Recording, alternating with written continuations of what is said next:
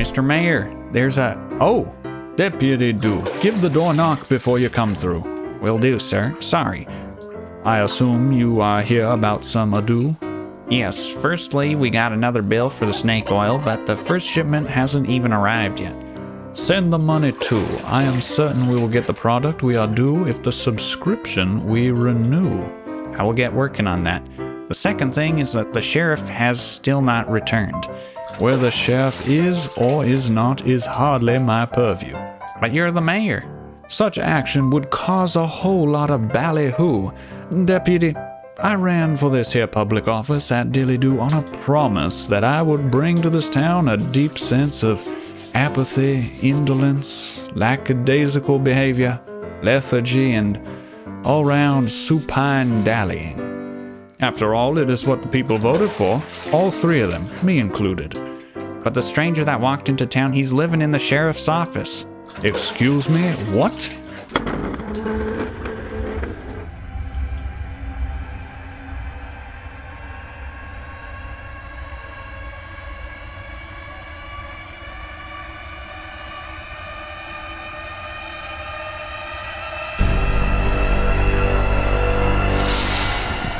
We really couldn't afford an alley between the mayor and sheriff's offices?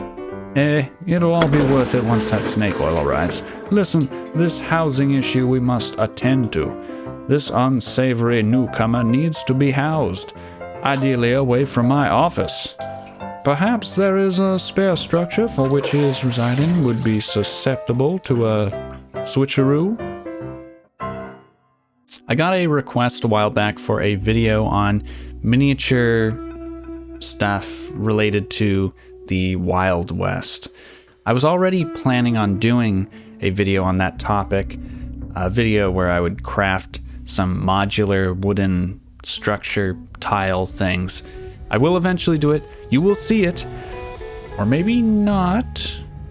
You'll have a better chance of seeing it if you hit the subscribe button, wherever the heck that is down there. Back to the point. Wild West terrain, I have plans for it in the future, but the more I think about it, the more I want to craft it. So let's do it now. Let's craft a miniature building suitable for the Wild West on the tabletop. I have a bunch of 3mm thick paperboard offcuts left over from my ocean and beach terrain tiles. I can use these to build the walls, floor, and roof. In anticipation of expanding into these kinds of terrain builds, I recently bought a bunch of wooden dowels. These will be useful for modeling the structure's support beams and trim. You do not actually need wooden dowels for this build. Cutting the pieces of paperboard yielded a couple of thin strips. In a pinch, those could stand in as the support beams and trim details. I will not do that here, but that is something to keep in mind for a future build. I bought square and round dowels of varying thicknesses. The corner trim and support beams will be 3/16 of an inch thick square dowels. I need a coping saw to cut these because I could only find this size of dowel in bamboo. After sawing these pieces, I cleaned up the ends with a metal file.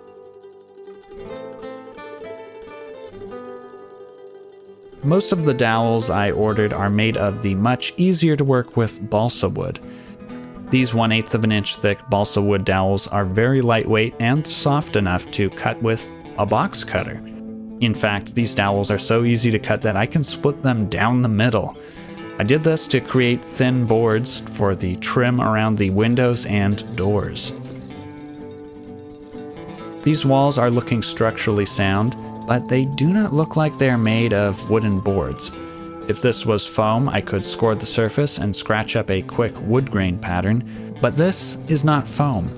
This is paperboard, you silly goose.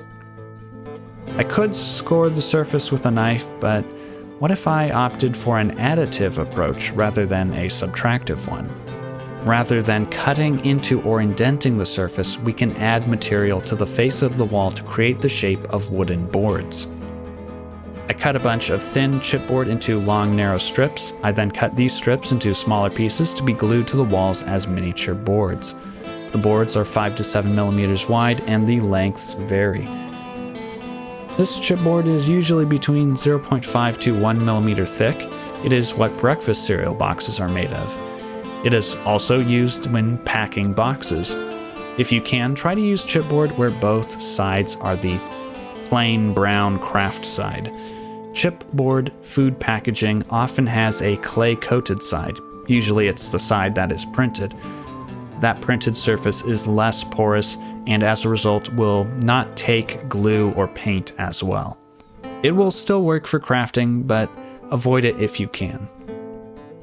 Simple white PVA glue is perfect for attaching the chipboard pieces to the paperboard walls. Both surfaces are porous, so they absorb some of the glue for a strong bond. Do not water down the glue here, as more moisture will cause one side of the paperboard to expand and warp. While applying the boards, make sure you offset every other row. Don't pack the boards in as tight as possible. The gaps between the boards add texture, as well as places for the dark wash to seep into when it gets painted. This is a tedious but worthwhile process, similar to how we might score a brick pattern into foam for a castle wall. I used the same chipboard plank technique on the doors. The only differences are that I made the boards run vertical, and I added a diagonal plank across the front. Oh yeah, I also made a tiny little doorknob. Adorable. This building will not have an interior, so I left the other side of the walls blank. Playable interiors are really cool, but it's twice the work and not every piece of terrain needs them. Especially this one since it's my first time making this kind of build. Now is a good time to start assembling the model. Again, just PVA glue is needed to combine the pieces. All the walls get glued to this large sheet of paperboard serving as the floor. Those square wood dowel pieces from earlier get glued in the corners between each wall section. The front wall is a few millimeters shorter than the others so that it can attach on top of the floor sheet. The floor has extra space in front of the building that I will turn into a low porch with an overhang. I covered up the edges of the porch space with thin pieces of wood and added some more vertical and horizontal beams to make the overhang frame. I cut some extra bits of the 1/8 of an inch thick balsa wood to serve as extra corner supports. These little extra bits add a nice architectural detail to the model.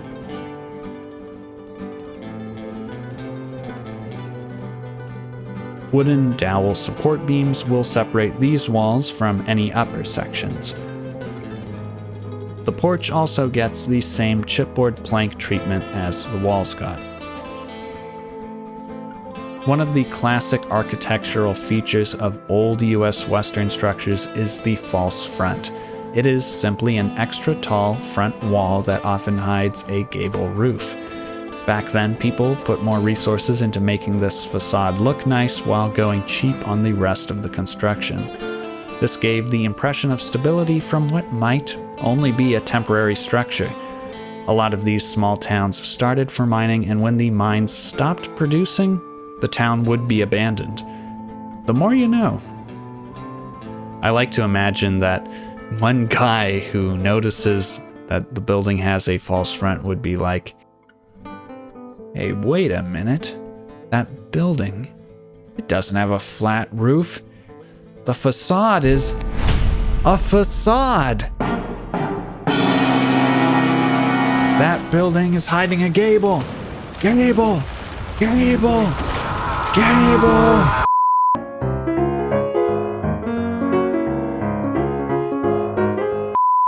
To build my false front, I cut 2 triangular pieces of 3mm thick paperboard. One of these will be the top of the rear wall and the other will hold the roof behind the facade. I cut out the corners of this rectangular piece of paperboard to replicate a stepped facade I saw in a photo of an old Western storefront. It amazes me. Yes, in the Wild West, even in the places, they were trying not to cut corners. They still cut corners, literally. I glued one of the triangular wall pieces to the back of the false front wall piece. I measured, cut, and glued together 2 rectangular pieces for the sides of the roof, along with a strip of balsa for the ridge. Gluing the second wall section to the roof was the most difficult part. Eventually, I was able to prop it up so it could dry in the correct spot. These wall sections need some of those chipboard planks. The front facade is easy, but the other 2 wall faces require a little extra work on account of the adjacent slanted roof. The roof needs shingles. They too can be made using thin chipboard. This time though, do not bother with cutting out each individual shingle. You can just cut a bunch of notches into chipboard strips and then glue those strips in overlapping rows. This will hide the uncut part of the strips and save you a bunch of time in gluing. Each strip of shingles I made came out to be somewhere between 7 to 10 millimeters wide and as long as the roof. Model clippers, the kind used for cutting plastic miniatures off of sprues, are better than scissors for this because they are shorter. You can quickly make a bunch of notches using clippers without accidentally cutting all the way through the strip. If you do not have some model clippers, then try a pair of wire cutters. They're basically the same tool, just a little less precise. As you cut the notches, give them a little twist up or down to separate them from their neighbors. You might also want to shave a few corners and widen some notches. This will give the shingles a rough appearance while preventing the strip from curling away from the notches. Some wooden dowel framing on the roof and the false front will complete those sections. I was actually able to split one of my dowels diagonally along its length and used those resulting pieces on the lower sides of the roof. I would not have been able to do this if the dowel was not made of soft balsa wood. Once the roof was securely built, I glued it to the rest of the structure. The walls and the roof did not exactly line up. There were a few gaps, but they were very easy to fill in. I just shoved some strips of chipboard in there and covered it with glue. The overhang is just a frame. To give it a slant, I made these 2 narrow triangular pieces from paperboard and glued them to the top of the frame. A single rectangular roof piece goes on top of those. I covered the top face of this piece with chipboard planking just like the porch and walls. Some wooden dowels will cover up the sides while framing this piece. That concludes the modeling part of this project. It is looking nice. Now it is time to paint it. To start out, I need a solid base coat, something that will in the very least give those gaps between the boards a dark color. I settled on giving the entire model 1 coat of dark brown. There are many different options for wood color schemes. I could have gone for a dry grayish sun-baked color, but changed my mind and mixed up a more reddish brown. I overbrushed this onto all of the wall planks. Overbrushing is like dry brushing but with more paint. The goal is not to get full coverage. The chipboard I used actually has a subtle texture that looks like wood in this scale. By overbrushing, we are highlighting this subtle texture and leaving behind traces of the undercoat, which adds depth. I am also trying to keep the brush strokes parallel to the lengths of the boards to create a streaking artificial wood grain. Later on, I went back over a handful of the boards with a more solid coat to add more variation. The porch and overhang will have a more weathered color scheme. I mixed a taupe color for overbrushing these features. I held up a piece of cardstock to the front of the building as I dusted the porch with paint. This kept the taupe off the front wall and saved me time that would have been spent touching that up. This color makes the boards look dry and dusty. I may have overdone it in a few places, but the dark wash will tone it down. I want a dark roof. I think I will keep the shingles dark brown, but I will give it a highlight. I mixed together some gray and brown paint and then quickly brushed it onto the roof, making sure to catch the edges of the shingles. I overbrushed the same color over the windows, door, and door frames while I was at it. A bright trim will really pop on this model. I mixed together orange, brown, and a little white until I had this kind of, I guess, warm beige color. I carefully and at times not so carefully overbrushed it, going with the grain of the dowels. The supports and trim break up the shape of the walls and add detail to the model. This brighter color will further emphasize them. The windows need to be painted. The easiest solution is to paint them black like the interior of the building is dark. This step is better left until the end, but I did it early. This piece of terrain is almost done. A black and brown wash will dirty the paint job, darken the space between the boards, and tone down some of the colors.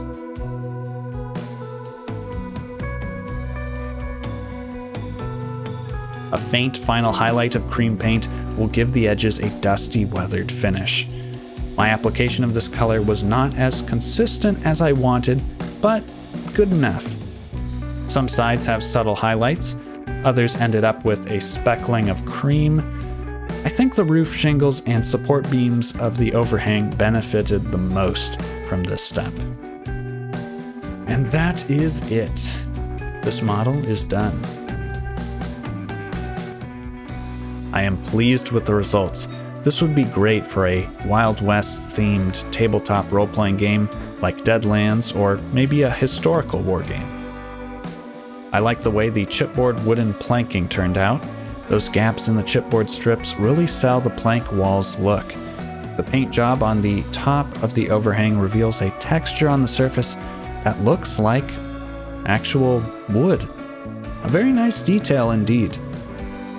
The chipboard passes for wood boards pretty well, but that is not to say that you could not use actual wood for this feature. Wooden beverage stir sticks could be cut to a similar size.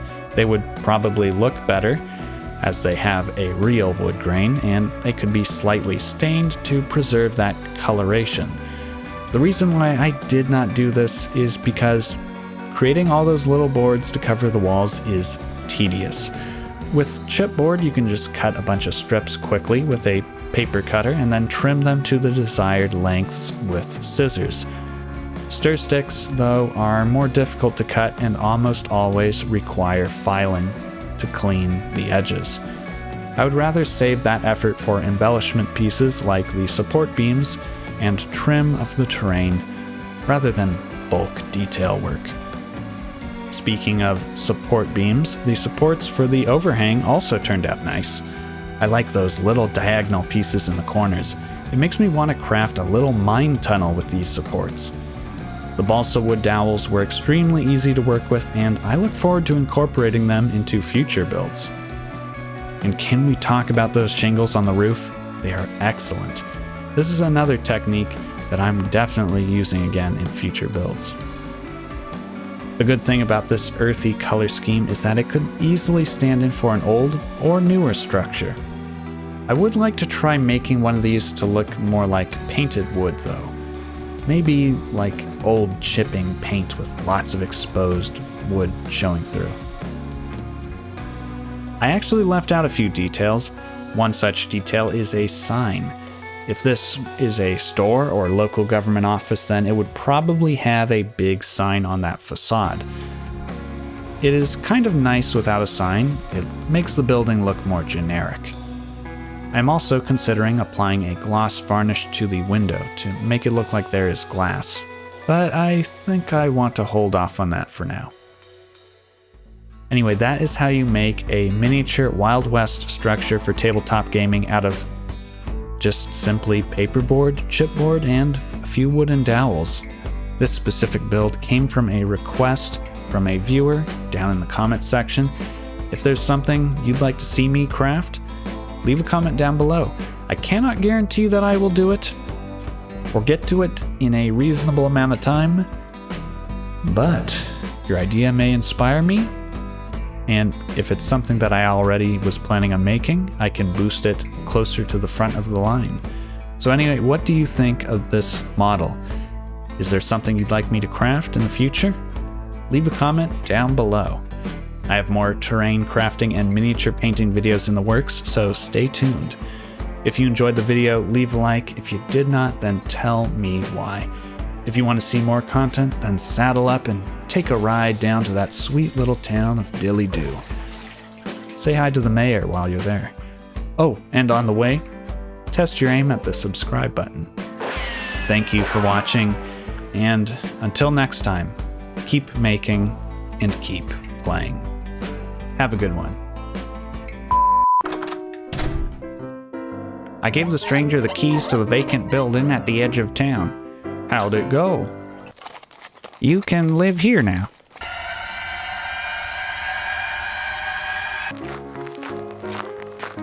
That is not so bad in review. I still have one question. Why are you taking a bath in your suit? The year is 18-some-odd-2. This is how we do. Convenience is an afterthought, buckaroo. Fair enough.